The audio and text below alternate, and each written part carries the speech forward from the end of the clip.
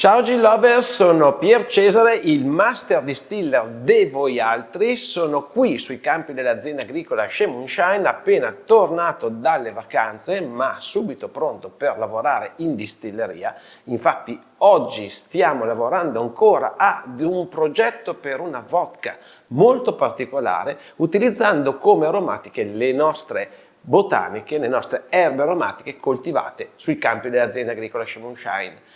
Siamo arrivati a 1000 iscritti, quindi in teoria un po' di più. È un canale molto di nicchia, quindi sicuramente si fa fatica, non facciamo recensioni di videogiochi, ma parliamo della distillazione, in questo caso della aromatizzazione di un alcol attraverso la distillazione e della produzione di prodotti liquoristici. Quindi sicuramente chi ci segue sono persone veramente interessate all'argomento. Ma oggi, proprio perché sono qui carico per i 1000 iscritti, vi voglio parlare sul gin di una delle botaniche più importanti che ci sono all'interno di questo distillato. E oggi parliamo soprattutto del ginepro e andiamo a sfatare alcuni miti sui ginepro che viene utilizzato all'interno dei nostri gin. Sempre miti creati un po' dal marketing e soprattutto vediamo fra le 1000 varietà di ginepro quella che va utilizzata all'interno della produzione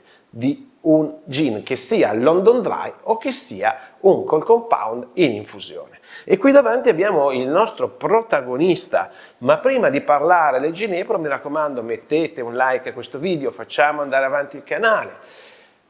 Spargete il verbo dei gin lover, quindi invitate degli amici e fate vedere questi video anche loro, che allarghiamo la nostra influenza per gli amanti del gin. E quindi partiamo e iniziamo a parlare di quello che è la botanica principe del gin. Ma perché la botanica principe del gin? Perché il gin prende il suo nome dal ginepro. Quindi gin semplicemente è un alcol di cereali. In teoria il disciplinare permette di utilizzare anche diversi tipi di alcol, quindi alcol di uva, di frutta, ma potrebbe essere anche utilizzato anche un rum oppure una tequila, per parlare così del prodotto finale, che viene poi aromatizzato con le erbe aromatiche per creare un gin. Quindi il disciplinare non ci pone limiti sul tipo di alcol. Se io, a mia esperienza, devo darvi un consiglio, l'alcol migliore è un alcol neutro, quello che chiamiamo buon gusto e che troviamo, diciamo, in commercio, ma è un alcol normalmente fatto di cereali, perché alcol di frutta tendono a essere dolcini e noi vogliamo comunque un dry gin, bello secco, e alcol, diciamo, tipo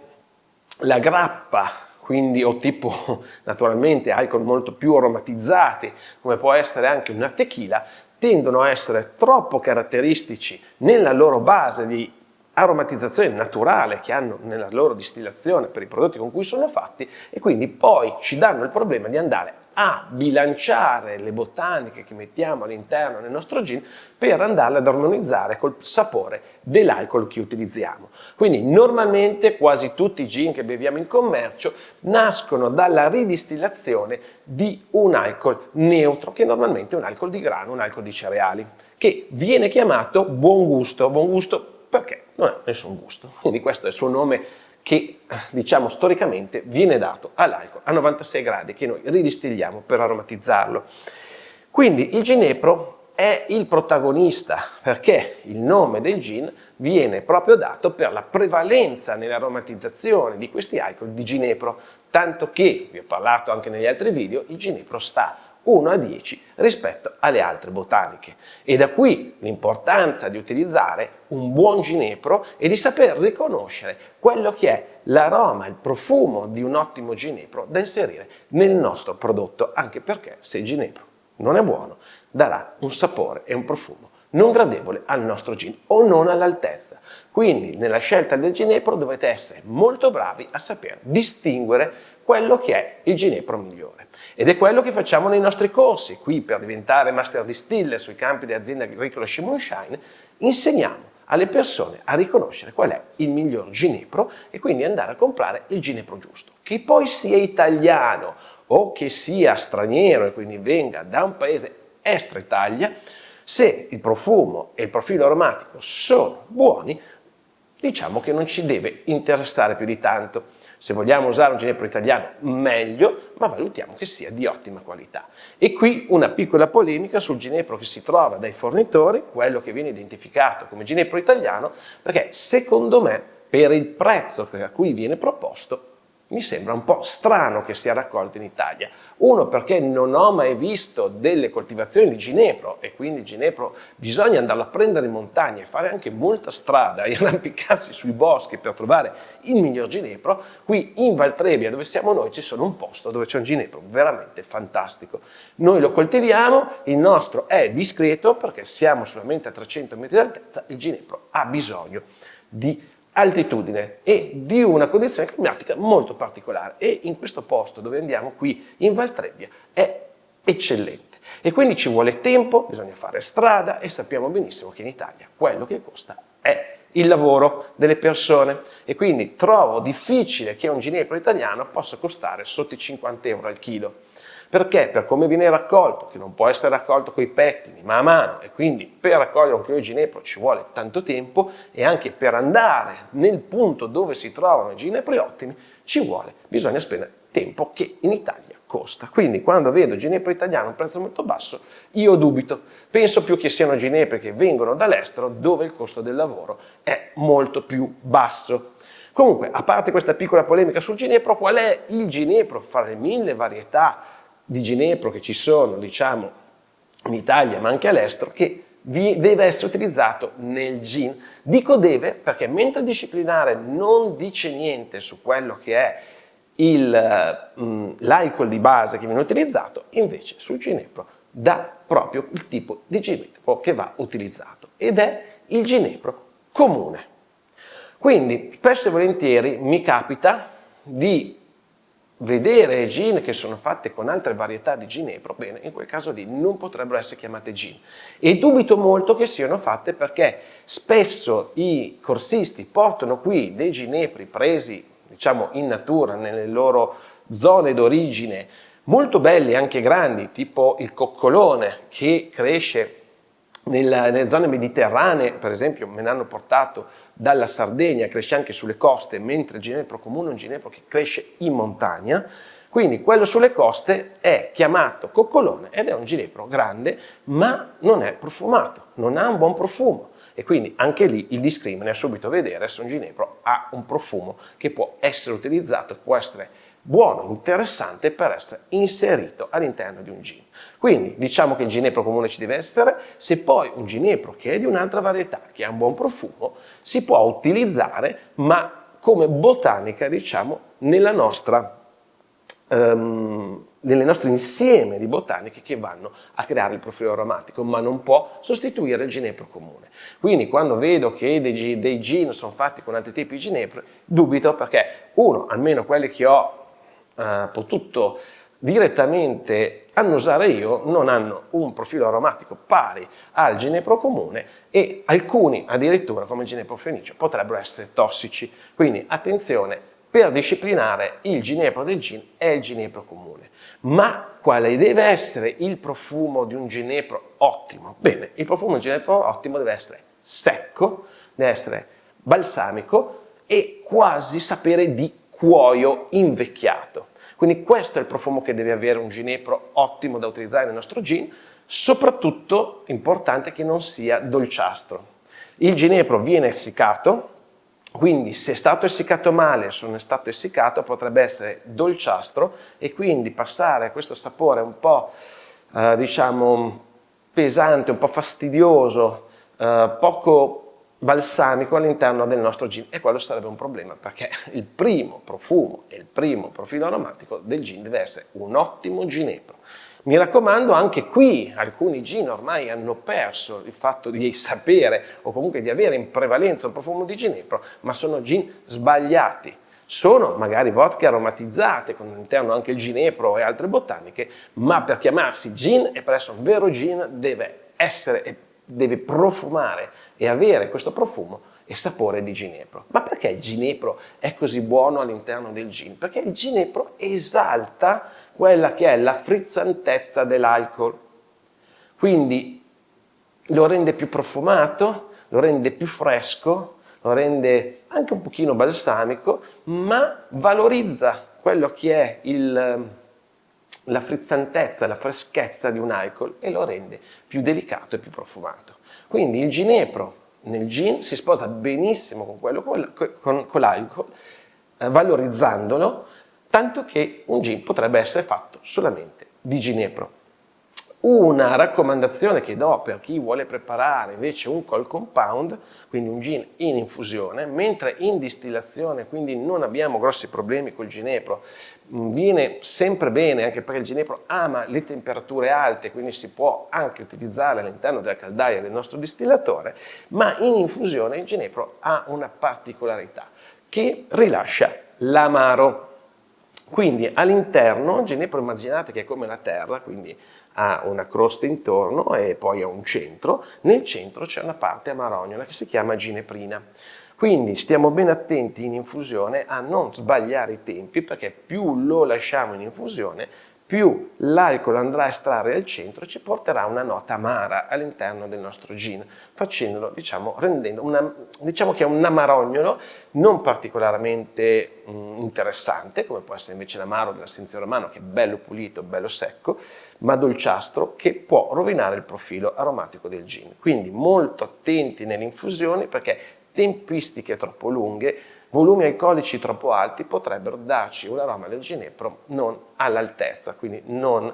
buona all'interno del nostro gin, soprattutto passare questa parte amarognola. L'altra cosa importantissima, il ginepro non va mai contuso, non va mai spezzato, proprio per evitare che arrivi subito l'alcol a estrarre la parte centrale che non è propriamente interessante e buona, anzi può rovinare il profilo aromatico del nostro gin. Quindi, mentre in distillazione basta scegliere una buona qualità di ginepro, come vi ho detto, avere questo profumo di cuoio secco e ci viene un London Dry eccezionale, invece in infusione dobbiamo stare più attenti perché rientra più come diciamo variabile per la bontà del nostro prodotto, come utilizziamo nel nostro Shea Gin, quelli che sono il grado alcolico e le tempistiche di infusione e mai andare a rompere quello che è la bacca e il ginepro, in modo che noi estraiamo la parte esterna e non arriviamo al centro. Quindi il ginepro è questo protagonista, lo trovate per esempio sul nostro sito sheagin.it, non solo potete trovare e assaggiare i nostri gin, i nostri vermouth, i nostri mari, ma potete trovare anche le nostre erbe aromatiche. Abbiamo fatto una bellissima box dove trovate sia delle ricette per un London Dry sia per un cold compound e trovate anche all'interno le nostre erbe aromatiche e potete comunque cominciare a esercitarvi e sentire come è il profilo aromatico di un bel ginepro, di un buon ginepro che abbiamo selezionato noi. Quindi ci tenevo a parlare del ginepro perché spesso e volentieri tutti lo danno per scontato, perché il ginepro ormai in alcuni si è perso, ma invece è molto molto importante perché il vero gin, non quello classico, ma quello che deve essere un gin secondo il suo disciplinare, deve avere comunque questa prevalenza di profumo di ginepro. E il ginepro è molto buono all'interno del gin e ci valorizza il prodotto e quindi curiamo questa botanica veramente bene. Selezioniamola con cura anche perché ce n'è molta e quindi è la prima sicuramente che si sente, che esalta il sapore del nostro spirito, ma che se non viene scelto bene potrebbe rovinarlo e come abbiamo visto nei cold compound potrebbe anche darci un sapore amarognolo, sgradevole e rovinarci tutta la nostra infusione. Quindi ginepro importantissimo, la scelta del ginepro importantissima come anche di tutte le altre erbe aromatiche, ma essendocene in minor quantità, diciamo che se andiamo a sbagliare su un coriandolo o su un'angelica, non sono botaniche che non si sentono più di tanto. E quindi sì, ok, deve essere tutto eccezionale, ma comunque il ginepro è il nostro frontman delle botaniche all'interno del gin e quindi deve essere assolutamente di qualità eccelsa e di sapore molto molto interessante. Quindi evitate di andare a raccogliere ginepri che non c'entrano niente, mi raccomando le erbe aromatiche prima di tutto vi parlano e vi dicono la loro qualità dal profumo. Quindi se prendete un ginepro, un bellissimo posto fantastico sul mare, ma sa di calzini bagnati o sa di piedi, quello non può andare bene nel nostro gin, perché se noi lo infondiamo, lo distilliamo, avremo un gin che sa di piedi. Quindi valutate molto bene, questo è uno degli argomenti che trattiamo qui nei corsi Master Distiller, perché il ginepro e il suo profumo sono molto molto molto importanti. Quindi se abbiamo ricominciato alla grande con i corsi, solo in questo mese, che sono ormai passato, siamo più di metà, abbiamo 7 corsi, quindi abbiamo una fine mese pienissimo. Mi fa piacere perché verranno a trovarmi anche dei professionisti, dei baristi, in questo caso da Roma, e forse avremo la prima Master Distiller italiana. Intanto abbiamo visto che è venuta questa ragazza dalla Croazia con cui stiamo lavorando per creare il suo gin, perché lei vuole aprire il suo opificio di trasformazione là, ma ci mancava una ragazza che venisse dall'Italia. Altra cosa in cui sono molto molto contento, mi ha chiamato l'Università Cattolica di Piacenza e la prossima settimana, giovedì, sarò da loro in un corso di laurea a parlare di distillazione e di botaniche nella produzione liquoristica italiana, e questo mi fa molto piacere anche perché io mi sono laureato in Cattolica qui a Piacenza, e quindi andare da loro per tenere una lezione su questa mia passione, che è diventata anche un lavoro, mi rende molto orgoglioso, e probabilmente, se me lo lasceranno fare, farò un video della lezione che farò in Cattolica e ve lo presenterò sul canale presto. Quindi bellissima sorpresa tornare dalla vacanza, trovare finalmente il fatto di essere arrivato a 1000 iscritti, ma ancora di più vedere che mi stanno chiamando tantissime persone, sia per collaborare in nuovi progetti come questa vodka che stiamo realizzando, sia per venire qui ad imparare a utilizzare le erbe aromatiche per creare prodotti liquoristici. Mi ha chiamato un mio corsista che dopo tante prove finalmente è arrivato a creare il proprio gin, lo sta facendo sentire in giro e lo trovano eccezionale, e dico sempre che se trovi eccezionale un gin prodotto nell'alambico di saggio, quello che noi diciamo di utilizzare, il più interessante, diciamo, perché vicino a quello che è il modo di lavorare degli alambichi a produzione per fare gin, e gli esperti del settore, i baristi, lo trovano superiore ai gin commerciali, figuriamoci quando andremo a produrlo in un alambico serio, quindi da produzione, che gin potrà venire fuori. E sono contento di sapere che chi è venuto a quel corso è felice e vede finalmente nelle sue mani la capacità di creare delle ricette che poi potrebbero essere utilizzate non solo per il gin ma anche altri prodotti, come abbiamo visto per una vodka, che piacciono alle persone. Quindi 2024 si è aperto alla grande, chissà quali sorprese ci nasconde ancora quest'anno. Noi vi aspettiamo sempre, chiamateci qui sui campi dell'azienda agricola Shea Moonshine, soprattutto d'estate, perché è più bello vedere il campo, ma siamo molto contenti di come sta evolvendo questa idea di business che abbiamo creato. Io ed Eva, perché di là c'è Eva che sta sistemando tutte le erbe aromatiche. Quindi, cosa posso dire? Felice dei 1000 iscritti a cui siamo arrivati, felice di come stanno andando il corso e del feedback che i nostri Master Distiller, che ormai sono tanti che abbiamo creato, stanno lavorando, stanno creando quindi i loro prodotti, e sono contento di vedere che sono molto entusiasti del metodo che gli ho insegnato e lo stanno applicando in modo fruttuoso. Bene. Cosa dire di più? Sempre qui dai campi dell'azienda agricola Shea Moonshine, io posso solo dirvi che salutarvi, augurarvi sempre un buon 2024 e vederci sempre o qui o a Cesart, se volete. Anche qui sabato ricominceremo le serate di Cesart, lì abbiamo tutti i nostri gin che trovate anche in vendita sul nostro sito shegin.it, e potete venire a assaggiare qual è la qualità di un vero London Dry Gin distillato come si come si deve in un alambico di rame, in corrente di vapore, con erbe aromatiche che noi coltiviamo qui sui nostri campi. Quindi potete venirci a trovare a Cesart e li potete assaggiare tutti i nostri gin. Cesart è aperto solo il sabato, non ce la facciamo purtroppo aprire più giorni perché siamo sempre impegnati su un progetto o sull'altro, ma veniteci a trovare. Ultima cosa, e poi chiudo, stiamo mandando all'IWSC un concorso internazionale molto importante, sempre che si svolge a Londra, stiamo mandando circa 6 prodotti, fra cui anche il nostro Essenzio, che è qua, l'Amante Noir, perché qui poi ci sarà una sorpresa e vediamo come si comporterà il nostro primo Essenzio, un concorso internazionale, perché poi vi dovrò parlare una cosa che riguarda l'influencer, visto che si è aperto, diciamo, un po' una diatriba sull'impatto, quindi l'uso